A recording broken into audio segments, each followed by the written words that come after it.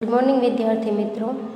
आज हम कक्षा 7 विषय हिंदी प्रथम सत्र में चौथे चैप्टर कथने व करने के अभ्यास और स्वाध्याय के सवाल जवाब जो है वह सीखेंगे।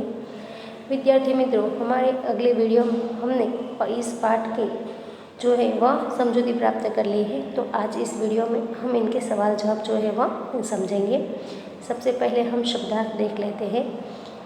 सवारा यानी कि सजाया, अंतर यानी कि भेद, फर्क, पार्क यानी कि बाग बगीचा, कतार यानी पंक्ति, वर्जित यानी कि निषेध ये तो मनाही, कंडक्टर यानी कि परिचालक, शीघ्र यानी जल्दी, तपाक से जोश के साथ जल्दी से, पोता पुत्र का पुत्र, प्रतीक्षा इंतजार, राशि यानी रकम, आचरण यानी व्यवहार, सदैव यानी सदा के लिए। मुहावरे हैं वह भी देख लेते हैं। गुणों की खान यानी कि बहुत गुणी, पानी पानी हो जाना, इसका अर्थ होता है बहुत लज्जत हो जाना।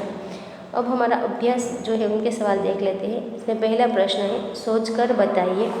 इसमें है पहला प्रश्न, ईश्वर ने मनुष्य को अन्य प्राणियों से किस प्रकार श्रेष्ठ बनाया है। इसका उत्तर है ईश्वर ने मनुष्य को सोचने, विचारने और कल्पना करने के लिए मस्तिष्क दिया है।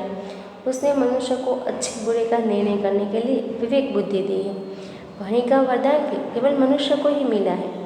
मनुष्य जैसा सुंदर शरीर किसी दूसरे प्राणी का नहीं है। इस प्रकार ईश्वर ने मनुष्य को अन्य प्राणियों से श्रेष्ठ बनाया है। हमारा दूसरा सवाल है धूम्रपान वर्जित है, कहाँ कहाँ और क्यों लिखा होता है।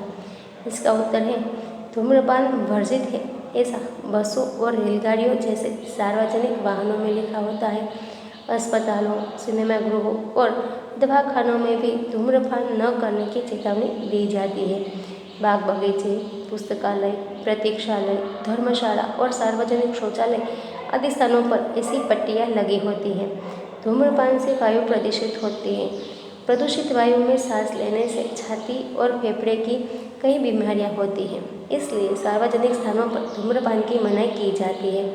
और तीसरा सवाल है फूल सबको अच्छे क्यों लगते हैं। तो इसका उत्तर है फूल रंग बिरंगे होते हैं, उनमें से मन भावनी सुगंध निकलती है। फूल प्राकृतिक गहनों का काम करते हैं। फूलों के तोरणों से स्थान और फूलों की मालाओं से मूर्ति की शोभा बढ़ती है। फूलहार का उपयोग विशिष्ट व्यक्ति का सम्मान करने में होता है। अपने इन गुणों और उपयोगों के कारण फूल सबको अच्छे लगते हैं। और चौथा सवाल है लोग कहाँ कहाँ कतार में खड़े रहते हैं। तो इसका उत्तर है विद्यार्थी मित्रों, लोग ट्रेन, सर्कस, प्रदर्शनी और सिनेमा के टिकट के लिए कतार में खड़े होते हैं। राशन की दुकान से राशन लेने के लिए भी लोगों को कतार में खड़ा रहना पड़ता है। लाइट या टेलीफोन के बिल भरने के लिए भी लोग कतार में खड़े रहते हैं। बस में चढ़ने के लिए भी यात्री कतार में खड़े रहते हैं। शहरों में मॉल में की गई खरीदी का बिल चुकाने के लिए कतार लगती है।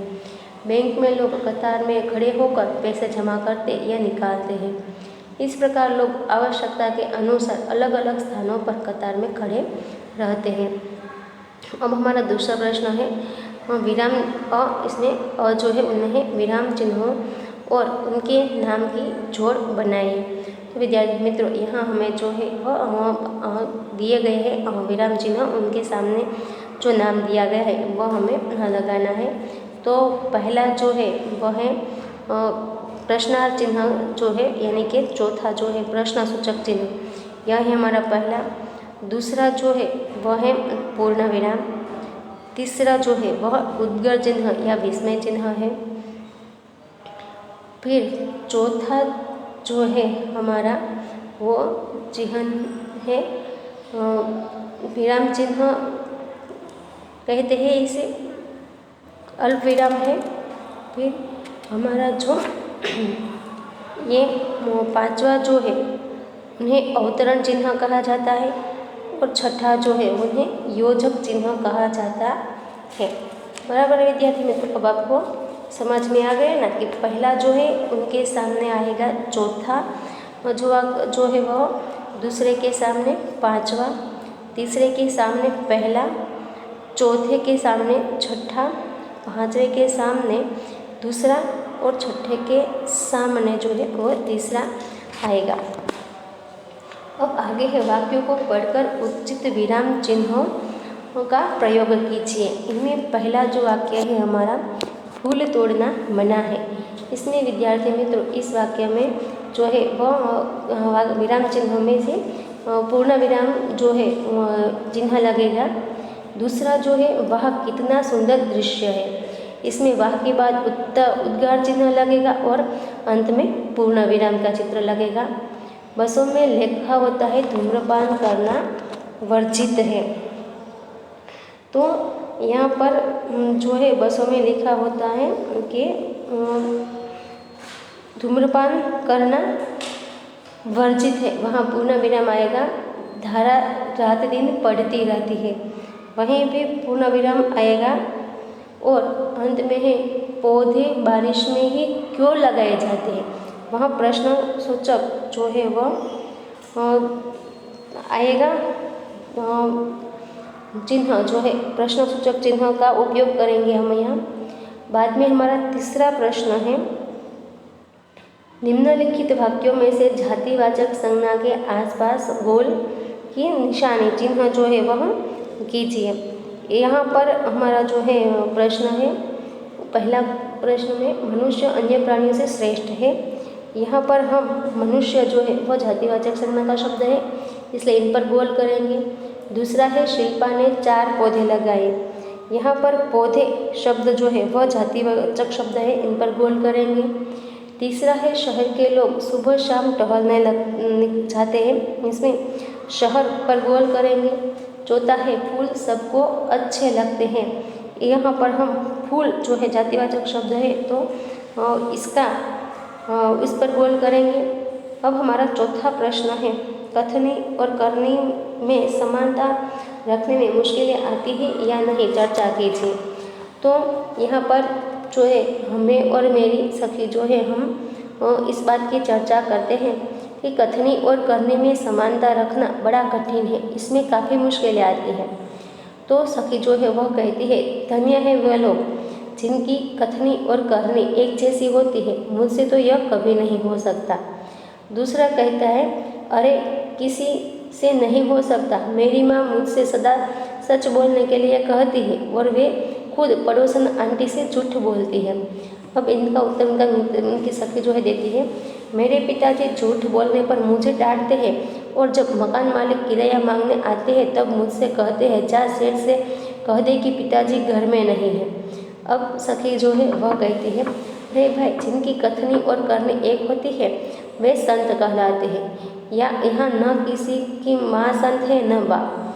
तो दूसरी सखी है वह कहती है, फिर भी हमें कथनी और करनी समान रखने के लिए प्रयत्न करने चाहिए। जिसकी कथनी और करनी एक होती है उसी मनुष्य का दुनिया में आदर होता है। अब हमें यहाँ पर एक पैराग्राफ दिया गया है विद्यार्थी मित्रों, परिच्छेद दिया गया है, उसके पढ़कर हमें जो है उनके उत्तर लिखने हैं। तो विद्यार्थी मित्रों आप जो है यह परिच्छेद पढ़ लीजिएगा। मैं आपको उनके सवाल जवाब जो है वह सीधे सवाल जवाब करवा देती हूँ। तो पहला हमारा प्रश्न है, हम पर किस किस का ऋण है। इसका उत्तर है, हम पर मातृभूमि और मातृभाषा का ऋण है। दूसरा प्रश्न है, माता का ऋण हमें क्यों अदा करना चाहिए। तो इसका उत्तर है, हमें माता का ऋण अदा करना चाहिए क्योंकि उसी ने हमें जन्म दिया है। तीसरा प्रश्न है, किस व्रत का पालन करना अत्यंत कठिन है।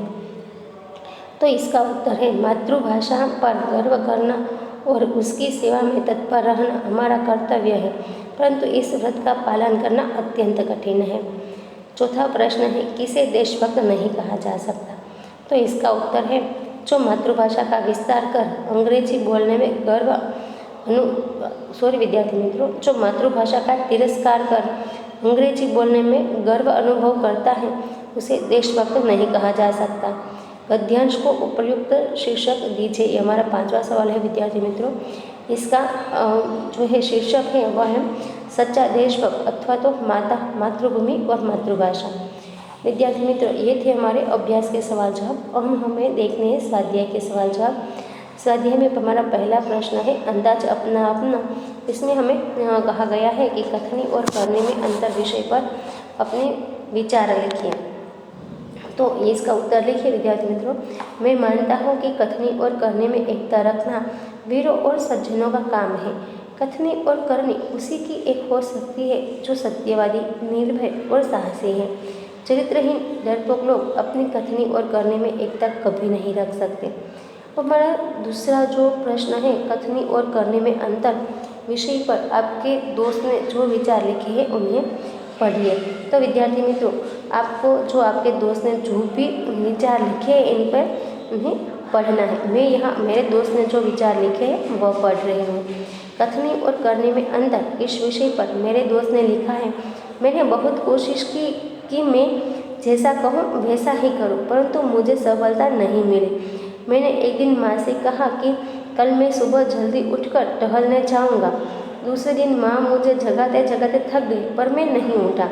मेरी कथनी और करनी में हमेशा जमीन आसमान का अंतर रहा। मेरे विचार से कहना बहुत आसान है, पर अपने कहे हुए को व्यवहार में लाना बहुत मुश्किल है। फिर भी मैं कोशिश करूँगा कि मेरी कथनी और करनी में अंतर न हो। यदि मुझे कुछ बनकर दिखाना है तो अपनी कथनी और करनी में बदलना ही होगा। अब जो है हमारा आखिरी सवाल है, तीसरा सवाल। करके देखिए, कोष्टक में दिए गए शब्दों को उचित क्रम में रखकर उदाहरण के अनुसार वाक्य बनाइए। यहाँ पर हमें पहला दिया गया है जो है वाक्य बना करके फूल तोड़ना मना है।